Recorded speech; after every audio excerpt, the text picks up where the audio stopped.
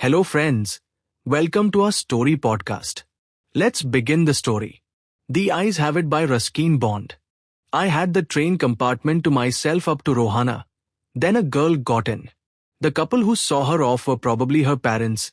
They seemed very anxious about her comfort. And a woman gave the girl detailed instructions as to where to keep her things, when not to lean out of windows, and how to avoid speaking to strangers. They called their goodbyes and the train pulled out of the station.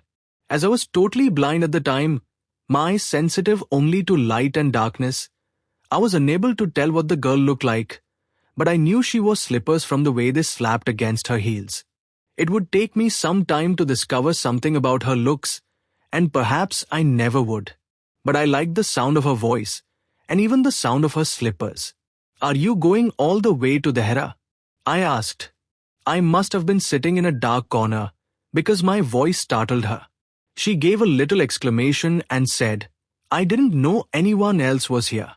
Well, it often happens that people with good eyesight fail to see what is right in front of them. They have too much to take in, I suppose.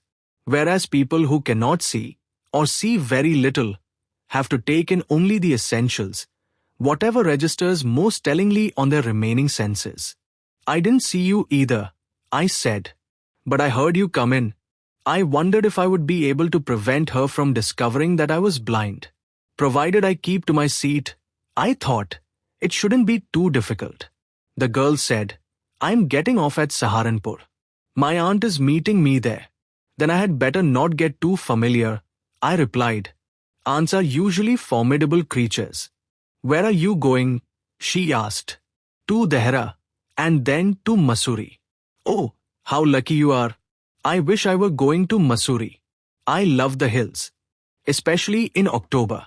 "Yes, this is the best time," I said, calling on my memories. "The hills are covered with wild dahlias, the sun is delicious, and at night you can sit in front of a log fire and drink a little brandy. Most of the tourists have gone, and the roads are quiet and almost deserted. Yes, October is the best time." She was silent. I wondered if my words had touched her, or whether she thought me a romantic fool. Then I made a mistake. "What is it like outside?" I asked. She seemed to find nothing strange in the question. Had she noticed already that I could not see? But her next question removed my doubts. "Why don't you look out of the window?" she asked. I moved easily along the berth and felt for the window ledge. The window was open, and I faced it, making a pretense of studying the landscape. I heard the panting of the engine, the rumble of the wheels, and, in my mind's eye, I could see telegraph posts flashing by. "Have you noticed," I ventured, "that the trees seem to be moving while we seem to be standing still?" "That always happens," she said. "Do you see any animals?"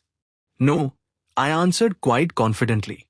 I knew that there were hardly any animals left in the forests near Dehra. I turned from the window and faced the girl, and for a while we sat in silence. "You have an interesting face," I remarked.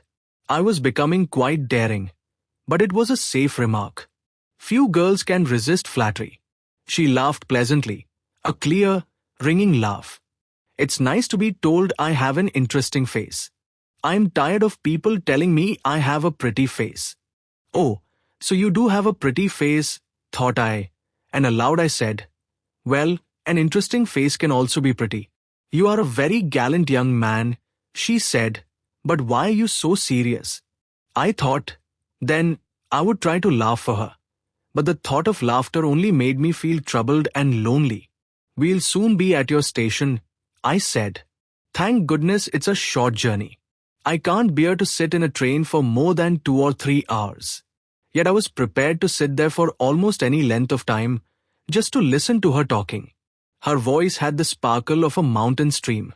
As soon as she left the train, she would forget our brief encounter. But it would stay with me for the rest of the journey, and for some time after. The engine's whistle shrieked. The carriage wheels changed their sound and rhythm. The girl got up and began to collect her things. I wondered if she wore her hair in a bun, or if it was plaited. Perhaps it was hanging loose over her shoulders, or was it cut very short? The train drew slowly into the station. Outside, there was the shouting of porters and vendors and a high-pitched female voice near the carriage door. That voice must have belonged to the girl's aunt. "Goodbye," the girl said. She was standing very close to me, so close that the perfume from her hair was tantalizing. I wanted to raise my hand and touch her hair. But she moved away. Only the scent of perfume still lingered where she had stood. There was some confusion in the doorway. A man, getting into the compartment, stammered an apology. Then the door banged, and the world was shut out again. I returned to my berth. The guard blew his whistle and we moved off. Once again, I had a game to play and a new fellow traveler. The train gathered speed, the wheels took up their song, the carriage groaned and shook. I found the window and sat in front of it, staring into the daylight that was darkness for me. So many things were happening outside the window. It could be a fascinating game, guessing what went on out there. The man who had entered the compartment broke into my reverie. "You must be disappointed," he said. "I'm not nearly as attractive a traveling companion as the one who just left." "She was an interesting girl," I said. "Can you tell me, did she keep her hair long or short?" "I don't remember," he said, sounding puzzled. It was her eyes I noticed, not her hair. She had beautiful eyes, but they were of no use to her. She was completely blind. "Didn't you notice?"